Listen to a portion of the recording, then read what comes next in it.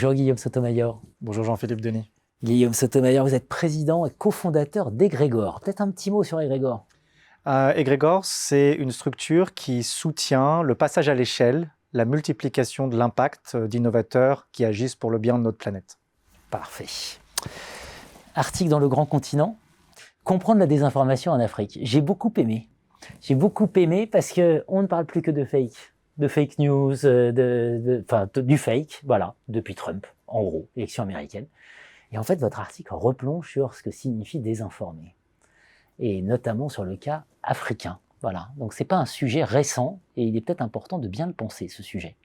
Oui, Alors, tout à fait. Expliquez-nous un peu, comprendre la désinformation en Afrique, dans le Grand Continent. Écoutez, la désinformation, c'est un acte volontaire. Et ça, je pense qu'il faut le redire dès à présent. C'est un acte qui est pensé, qui est réfléchi, avec une visée, donc, qui peut être ensuite repris et donc ensuite diffusé dans la population sans nécessairement d'intention. C'est ce qu'on appelle la mésinformation, si on la caractérise. Et en réalité, comme vous l'avez dit, cette désinformation, donc cet acte volontaire qui peut permettre encore une fois de manipuler ou d'utiliser l'arme informationnelle à des visées de pouvoir, qu'il soit politique, culturel, économique, est extrêmement ancien.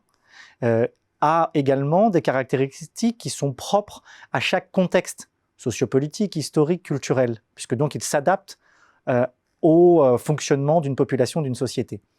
Et dans l'histoire contemporaine, les colons étaient déjà les adeptes, avec un certain nombre de leurs alliés locaux, de la désinformation autour de leur entreprise coloniale.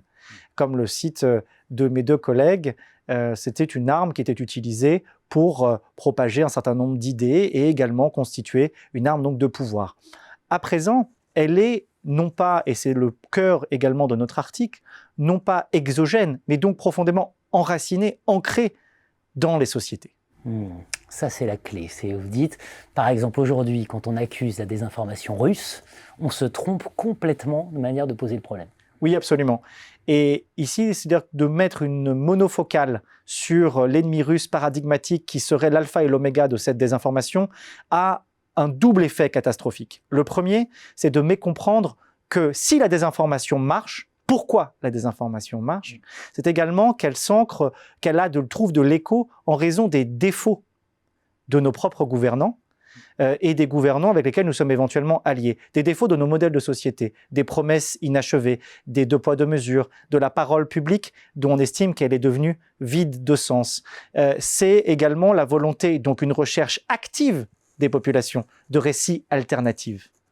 Et donc ces récits alternatifs, quelquefois, vont être proposés non seulement par des acteurs endogènes, et ce sont de loin les premiers responsables, politiques, religieux, économiques, médiatiques, et sur lesquels les acteurs exogènes comme la Russie, mais aussi la France ou les États-Unis ou la Chine vont alimenter, si vous voulez, un certain discours. Mettre de l'huile sur le feu. Mettre de l'huile sur le feu, alimenter les braises.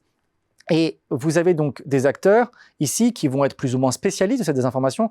La Russie, bien sûr, avec 120 ans d'expérience depuis le Comintern, a un certain doigté autour de cela.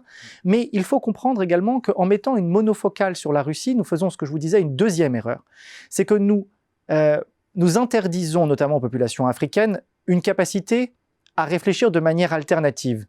Aux yeux des populations africaines, quand nous parlons de la Russie comme étant le responsable de l'apparition de récits critiques par rapport à l'Occident, par exemple, nous avons un rôle qui va être celui du moralisateur ou, encore une fois, du culpabilisant et de l'interdiction de ces peuples à penser par eux-mêmes, à choisir leur propre destin et donc à acquérir une forme de souveraineté. Et ça, les populations à travers toute l'Afrique le récusent, ne le supportent plus. Et donc, cela va encore alimenter un discours derrière sur lequel, notamment la Russie joue, dans une logique dans laquelle elle se replace, dans cette vieille logique soviétique anti-coloniale, anti-impérialiste. Bien sûr, comprendre la désinformation en Afrique, c'est dans le Grand Continent. C'est un regard de longue vue qui nous renseigne beaucoup sur aujourd'hui. Merci à vous. Merci beaucoup, Jean-Philippe Denis.